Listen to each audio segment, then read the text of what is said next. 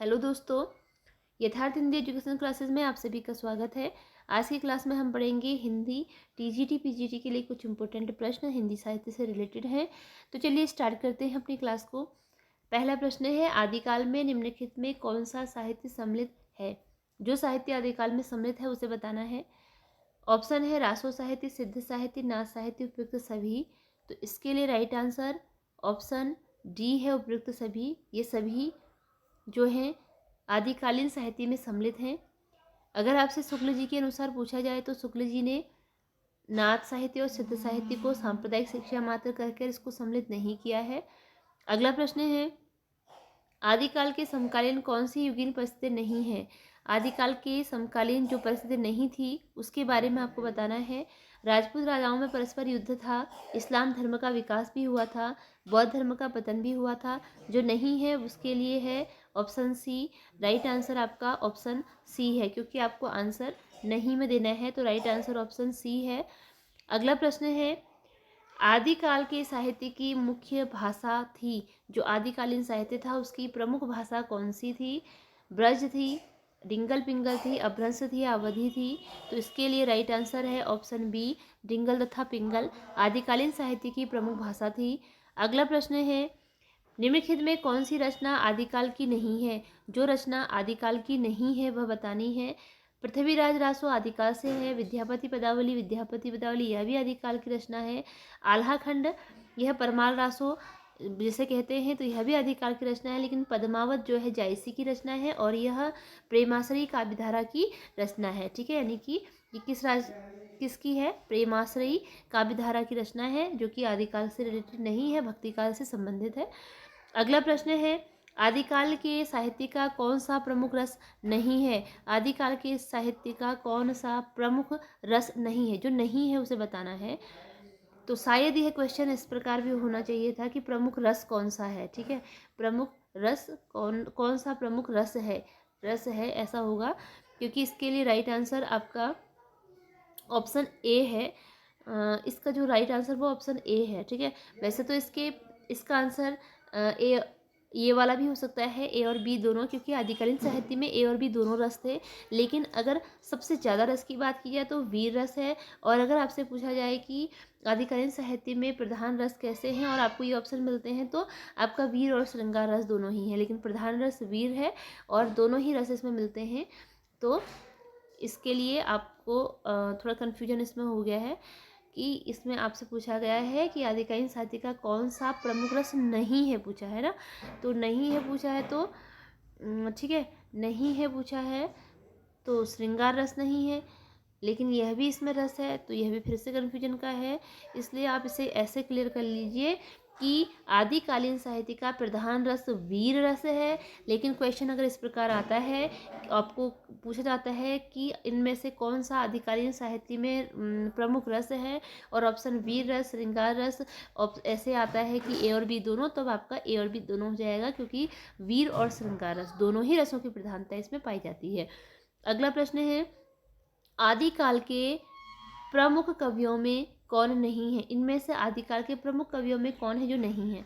कुतुबन है, चंद्रबरदाई, अमीर खुसरो या विद्यापति। तो राइट आंसर इसके लिए ऑप्शन ए है, कुतुबन जो है आदिकाल के प्रमुख कवियों में नहीं आते हैं। अगला प्रश्न है, आदिकाल के रासो साहित्य के संदर्भ में कौन सा कथन असत्य है? रासो साहित्य के संबंध में जो कथन असत्य है यानी कि गलत है, वो आपको बताना है।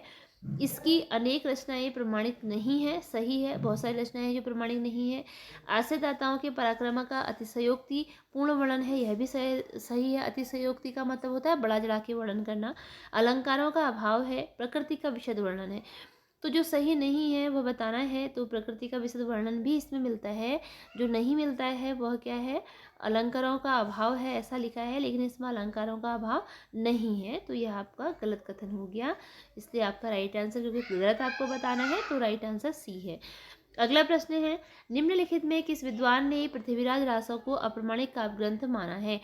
अप्रमाणिक काव्य ग्रंथ मानने वाले बताना है आपको किसने की पृथ्वीराज रासो को अप्रमाणिक काव्य ग्रंथ माना है। देखिए, पृथ्वीराज रासो को प्रमाणिक मानने वाले और अप्रमाणिक मानने वाले, इनका भी एक बड़ा समूह है। ठीक है, बहुत सारे जो लेखक हैं वो ऐसे हैं पृथ्वीराज रासो को जो प्रमाणिक मानते हैं, और बहुत सारे लेखक ऐसे भी हैं जो पृथ्वीराज रासो को अप्रमाणिक मानते हैं। ठीक है, बहुत सारों के द्वारा अप्रमाणिक भी माना गया है, तो आपको बताना है कि किसके द्वारा इनमें से पृथ्वीराज रासो को अप्रामाणिक माना गया है। तो इसके लिए अभी जो राइट आंसर होता है वह ऑप्शन बी है, रामचंद्र शुक्ल। इन्होंने इसे अप्रामाणिक काव्य ग्रंथ माना है। अगला प्रश्न है, पृथ्वीराज रासो के बृहद संस्करण में सर्गों की संख्या कितनी है? सर्गों की संख्या बतानी है कितनी है। 28 है, 58 है, 69 है, 75 है। तो राइट आंसर इसके लिए ऑप्शन सी है, 69 है। पृथ्वीराज रासो के बृहद संस्करण में, बृहद संस्करण का मतलब है इसमें 4 संस्करण थे, पहला, दूसरा, तीसरा और चौथा। ठीक है, तो इसका जो बृहद संस्करण था उसमें 69 सर्ग है। इन कवियों को सुमेलित कीजिए। रचनाएं हैं और उनके रचनाकार हैं, आपको सुमेलित करना है।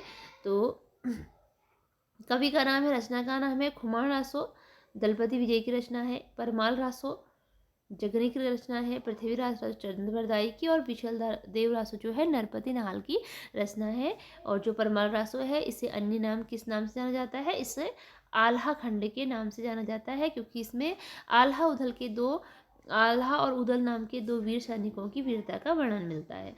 अगला प्रश्न है, आदिकाल के साहित्य में रासो का अर्थ है।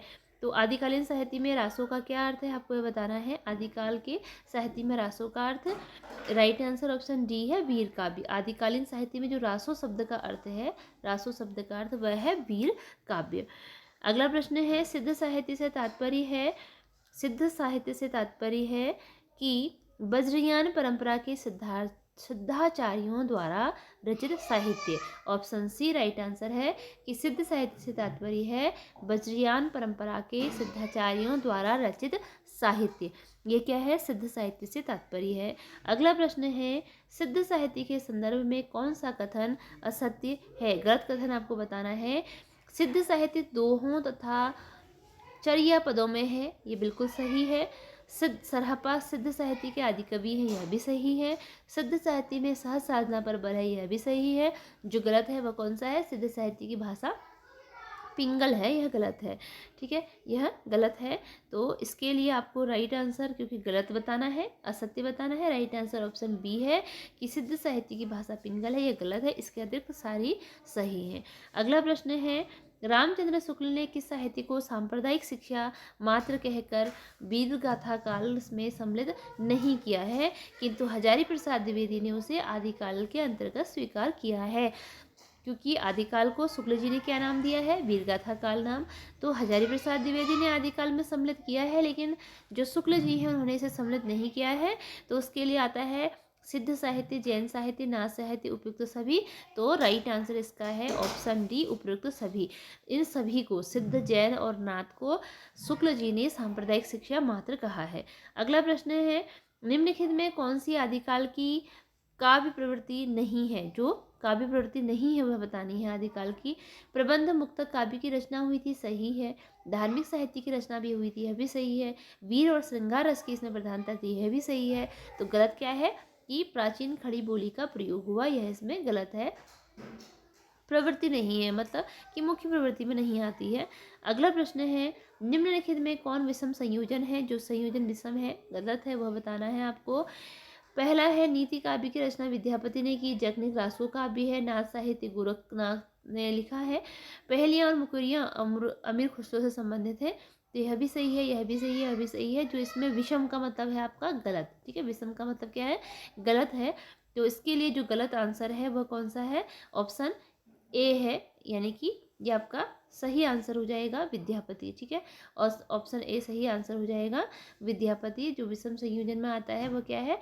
नीति काव्य विद्यापति ने नहीं लिखा है। अगला प्रश्न है, सिद्ध कवियों को प्रतीकात्मक भाषा को क्या कहा गया है? जो सिद्ध कवियों की प्रतीकात्मक भाषा है उसे क्या कहा गया है? अभ्रंश, काव्य, प्राकृत या संध्या भाषा या फिर खिचड़ी भाषा? तो इसके लिए राइट आंसर ऑप्शन सी है, संध्या भाषा। जो सिद्ध कवियों की प्रतीकात्मक भाषा है इसे संध्या भाषा कहा गया है। अगला प्रश्न है, आदिकालीन हिंदी साहित्य में किस प्रवृत्ति का अभाव दिखता है? तो आदिकालीन हिंदी साहित्य में जिस प्रवृत्ति का अभाव है उसके लिए राइट आंसर ऑप्शन बी है, राष्ट्रीय चेतना। राष्ट्रीय चेतना का इसमें अभाव दिखाई देता है। इसी के साथ हमारी क्लास यहीं पर एंड होती है। मिलते हैं अगली क्लास में कुछ नए प्रश्नों के साथ। धन्यवाद।